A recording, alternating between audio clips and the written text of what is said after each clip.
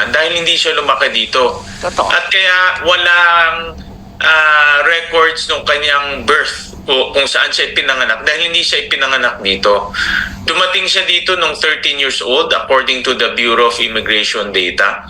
At nung dumating siya dito, gamit niya ay Chinese passport. Kasama niya rin si Wen Yilin according to the Bureau of Immigration data. Ito lahat nasa Bureau of Immigration, no? Hindi invento namin to. Magkasama sila sa eroplano, pareho pa nga yung Bureau of Immigration officer na nagtatak ng kanilang passport, nakita rin namin sa records.